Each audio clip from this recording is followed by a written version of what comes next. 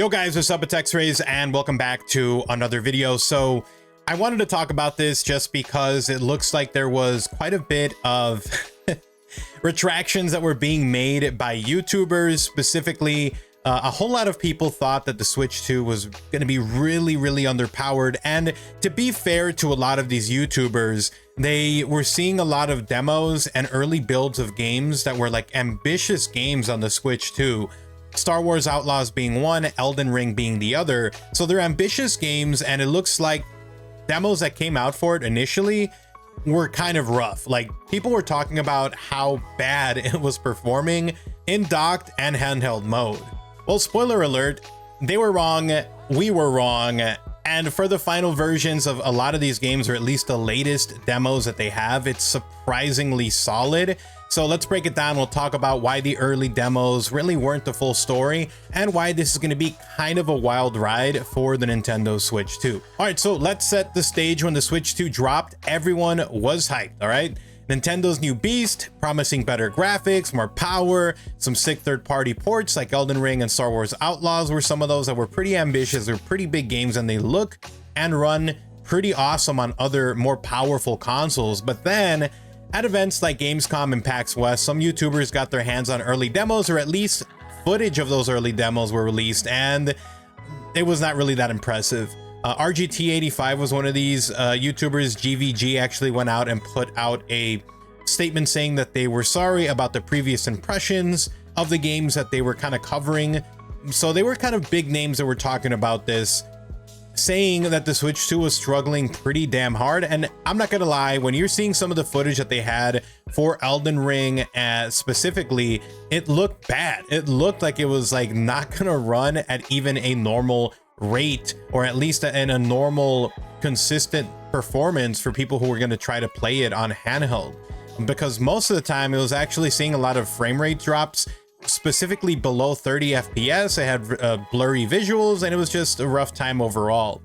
With GVG specifically calling out Star Wars Outlaws at PAX West, saying that it ran pretty poorly in a demo set on the Star Destroyer with unstable frame rates and meh resolution.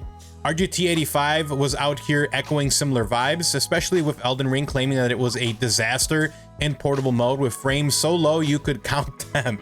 The internet went wild with fans freaking out saying, is the Switch 2 underpowered? Is it going to flop with all these AAA games? Well, the narrative was set the Switch 2 couldn't handle the big dogs, but hold up, things did take a little bit of a turn. All right, so fast forward to the release of Star Wars Outlaws on September 4th, and guess what? It's not a dumpster fire. In fact, it's a pretty solid port. GVG dropped a new video straight up apologizing for their earlier take.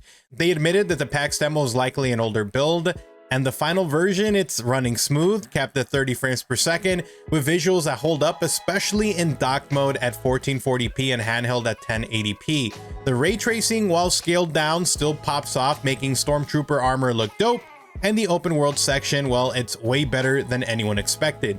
RGT85 also walked back their Elden Ring claims. While that game is not out yet, leaked footage and updated demos are showing that it's not the train wreck that it originally seemed to be. It's hitting a stable 30 FPS in dock mode with some graphical compromise, sure, but it's Elden Ring on handheld, and that's pretty freaking wild. Now, the point is, these early demos were rough drafts, not the final product, and Ubisoft and other devs clearly put in work to optimize these games, and it's paying off.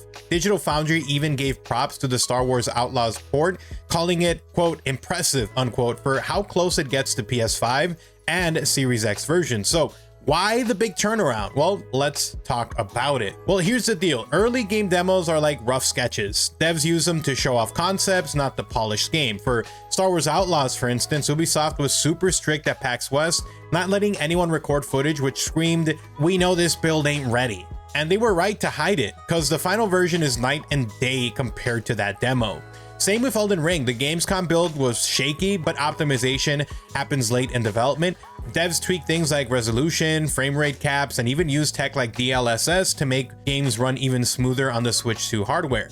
Speaking of DLSS, let's talk about Donkey Kong Bonanza for a second, because some folks also noticed slowdowns in that game, and you know why? Well, Nintendo for some reason decided to use FSR. Now, it does kind of make sense They were working on this game initially to come out on the Nintendo Switch, so it makes sense that they were using what was available at the time, which was FSR, and that really came towards the end life cycle of the Nintendo Switch, so it seems like they just were using what was available at the time.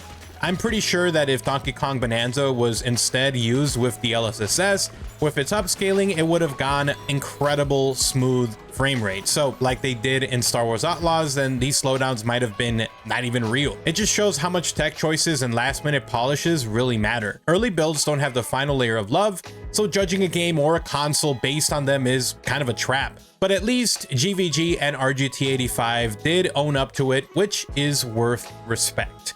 So what is the takeaway from this? The Switch 2 is holding its own so far, at least with some of these bigger ports, with Star Wars Outlaws and Elden Ring looking at least promising for now. This isn't like the OG Switch struggling with The Witcher 3 back in the day. The Switch 2's got more muscle, and with DLSS and smart optimization, it's pulling off miracles. I mean, look at games like Cyberpunk 2077 and Street Fighter 4 that are already running great and showing what is possible when devs put in the effort to optimize some of these games. The lesson here: don't sleep on the Switch 2 based on early demos. YouTubers jumping the gun with clickbait titles like Switch 2 can't handle it are just chasing views. Wait for the final release, check the reviews, and see what the community is saying. The Switch 2's got a bright future, especially if devs keep nailing these ports.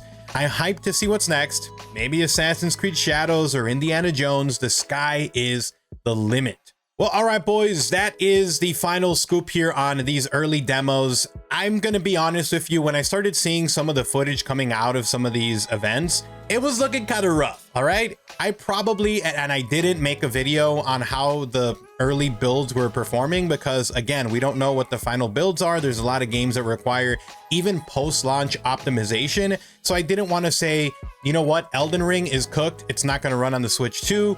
Or if it runs, it's like 25 frames per second.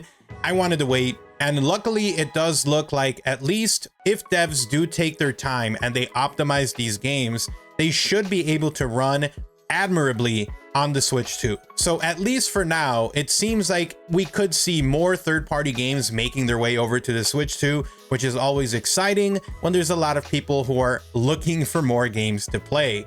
Anyways, boys, so with that said, hopefully you guys enjoyed the video. If you did, drop a like. If you're new, make sure to subscribe and notifications on so you don't miss a single upload. And if you want to support the channel directly, then you can do so by checking out my sponsors, Control Freak and Aim Controller. I use them every single time that I play. Code OGXRAYZ gets you a discount, link in the description below to that, or through my Amazon influencer page if you guys would much rather do it that way. With that said, if you guys want to talk and interact, at OGXRAYZ over on Twitter, give me a follow over there. And if you guys want to see more short form content from me, then make sure to check me out over on TikTok at the OGXRAYZ, link down below. With that said, you guys have an awesome day. I'll see you in the next upload. Take care. I'm out. Peace.